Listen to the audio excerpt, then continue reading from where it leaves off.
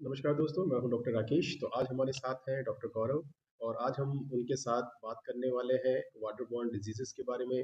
एक हाल ही में बहुत ही बड़ा चर्चा का विषय हो रहा है कि गंदे पानी के कारण कुछ बड़े शहरों में, यहाँ तक कि गाँव में भी ये एक कॉमन प्रॉब्लम है गंदे पानी आने की पाइपलाइनों के थ्रू। तो हम 2 चीज़ों पे इधर डिस्कस करेंगे कि एक तो गंदा पानी आता क्यों है और गंदे पानी से होने वाली वाटर बॉर्न डिजीज़ेज़ यानी दूषित पानी से होने वाली कुछ बीमारियों के बारे में हम डॉक्टर साहब से चर्चा करेंगे। तो डॉक्टर साहब, सबसे पहले मैं आपसे पूछना चाहूँगा कि ये पाइपलाइन में जो पानी जो शहरों में आता है, उसके गंदा होने का क्या कारण है? और इनसे होने वाली बीमारियाँ कौन-कौन सी हैं और हमें क्या-क्या ध्यान रखना चाहिए और इन पे क्या ज़िम्मेदारी है प्रशासन की, सरकार की? तो सबसे पहले हम बात करते हैं कि कौन-कौन सी दूषित बीमारियाँ इससे होती हैं? Thank you. जैसे कि डॉक्टर साहब ने बताया है कि बहुत ही आजकल चर्चा का विषय बना हुआ है। एक दूषित पानी से कई बच्चों की जान जा चुकी है और कई बच्चे हॉस्पिटल में भर्ती भी हैं। और ये सिर्फ वहीं की बात नहीं है, पूरे भारतवर्ष में ऐसा है। लोग बाग गलती से अनजाने में दूषित पानी पी लेते हैं और उससे कई तरह की बीमारियां उनको हो जाती है और फिर इस तरह की चीज़ें हो जाती हैं। तो सबसे पहले हम जानते हैं कि दूषित पानी से क्या-क्या बीमारियां हमें हो जाती हैं।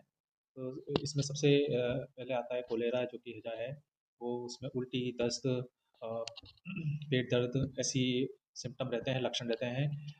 टाइफाइड, जो जिसके लक्षण हैं लंबे समय तक बुखार, कमजोरी आना, भूख कम लगना, और डायरिया, और या फिर डिसेंट्री। डायरिया मतलब कि दस्त, पतले दस्त आना, डिसेंट्री मतलब कि खूनी दस्त होना, उल्टी भी होती है इसके अंदर, साथ में पेट दर्द भी रहता है। ये सब ज़्यादातर बैक्टीरिया के कारण होती है।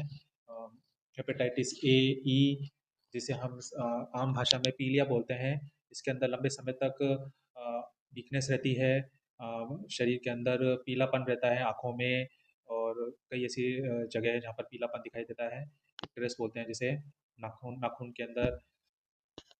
अगली बीमारी है जियार्डिसिस। इसके अंदर मेन लक्षण है गैस, पेट में गैस करना, पेट फूलना, पेट दर्द रहना, और मुकस वाले दस्त होते हैं, मतलब बदबूदार दस्त होते हैं। फिर सबसे कॉमन है अमीबियासिस, जो कि सबसे कॉमनली सबसे साधारण इंडिया में पाया जाता है, जो कि अमीबिया से होता है। इसके अंदर सब लक्षण है पेट दर्द, खून वाले दस्त होना, और उल्टी, कभी कभी उल्टी भी होना, वीकनेस होना। और कभी कभी, वैसे तो भारत में पोलियो आज़ाद हो चुका है, पोलियो मुक्त हो चुका है, पर पोलियो भी इसी की श्रेणी में आता है, जो कि वायरस से होता है। ये भी एक दूषित पानी से फैलता है। तो अब हम जानेंगे कि ये किस तरह से फैलता है।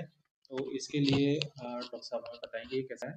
डॉक्टर साहब, ये जो अभी प्रॉब्लम देखी जा रही है हाल ही में देश में कि जो ये पाइपलाइन है इनके थ्रू गंदा पानी हमारे देश में आता है। तो जो इसके मोस्टली जो कारण है वो तो यही है कि पुरानी और जंग लगी पाइप होती है, जिनके कारण लोहे की पाइपों से जंग आ जाता है, मिट्टी मिल जाती है और उसके कारण ये बैक्टीरिया या वायरल जो जीवाणु है वो पानी में आ जाते हैं और हम बीमारी के शिकार हो जाते हैं। और पुरानी पाइपलाइनें होती हैं वो लीकेज हो जाती हैं, टूट जाती हैं, उनके थ्रू भी जो गंदा पानी है वो पाइपलाइन के थ्रू हमारे जो साफ पानी है उसमें मिल जाता है और ये जो जीवाणु है वो भी उसमें से आ जाते हैं। एक जो चीज़ है कि कहीं अगर लीक है और एक नेगेटिव प्रेशर बन जाता है बाहर, जब पानी की सप्लाई बंद हो जाती है, तो जब सप्लाई बंद हो जाती है तो जो पानी है, गंदा पानी है, वो सक कर लेता है पाइप में और पाइपलाइन में भर जाता है। तो जब पानी की सप्लाई आती है तो फर्स्ट जो आपका पहला जो पानी आ रहा होता है तो उसमें वो गंदगी उसके साथ आती है, हालांकि बाद में वो पानी सही हो जाता है। बिल्कुल। और पाइपलाइनें हमारे यहाँ पे इतनी उस तरीके से बिछाई जाती हैं कि वो नालियों के अंदर से भी जा रही हैं, सीवर के उधर से भी जा रही हैं। तो ये भी एक, हाँ, ये भी एक चीज़ है। और एक जो पानी की बड़ी बड़ी टंकियाँ होती हैं वो भी सही तरीके से क्लीन नहीं हो रखी होती हैं। एक एक डॉक्टर साहब, आपको पता है कि क्लोरीनेटेड वाटर है, उसमें क्लोरीन वो जो मिक्स किया जाता है सही पीपीएम मात्रा में, तो वो भी कहीं सही तरीके से नहीं किया जाता है, तो वो भी एक कारण है। और कुछ लोग क्या है कि अवैध रूप से कनेक्शन करा लेते हैं और उसके थ्रू लीकेज और पाइपलाइन टूट जाती है, वो भी एक बहुत बड़ा कारण है। तो एक तो जो लंबे समय तक कभी कभी सप्लाई नहीं होती है तो उसके कारण भी शुरू में पानी काफ़ी गंदा आता है और पाइपलाइन क्या है अंदर से जंग खा जाती है, ये सब चीज़ें हैं। तो अब डॉक्टर साहब थोड़ा-सा आप मुझे बताइए कि इसके लिए हमको क्या ध्यान रखना चाहिए और ये चीज़ है इसके बारे में थोड़ा-सा जैसे इन्होंने बताया कि ये ये बीमारियाँ होती है, उसके बाद इसके कारण ये है कि मतलब पाइपलाइन का जो भी प्रॉब्लम है, तो इससे बचाव सबसे मेन है। बचाव कैसे किया जा सकता है कि अ, सबसे पहले अ, हम घरों में आरओ लगाएँ, जो मतलब सब अफ़ोर्ड नहीं कर सकते, पर जो अफ़ोर्ड कर सकते हैं, गर्म पानी करें हाँ, कम से कम आरओ उसमें लगा सकते हैं। आर ओ लगा पानी सकते को आप जो लेते हैं, उसको अच्छे से उबालें, उबालने के बाद छान लें और फिर उसे काम में लें। और जो आप सब्ज़ी वग़ैरह, फल वग़ैरह आप जो भी खाते हो, यूज़ करते हो, उसको अच्छे से पानी से धोकर और फिर उसे कंज़्यूम करें, काम में लें।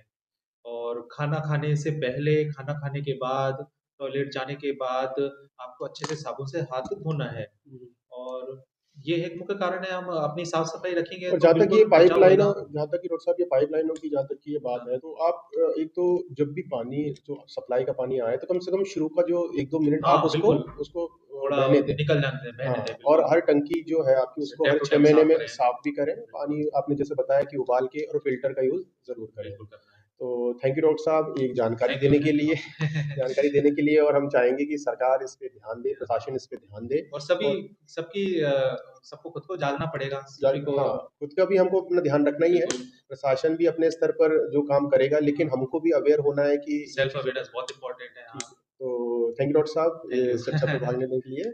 आप सबका बहुत-बहुत धन्यवाद कि आपने ये हमारी कुछ चीज़ें सुनी हैं और आई होप कि आपको इससे कुछ फ़ायदा मिलेगा। थैंक बिल्कुल, यू। थैंक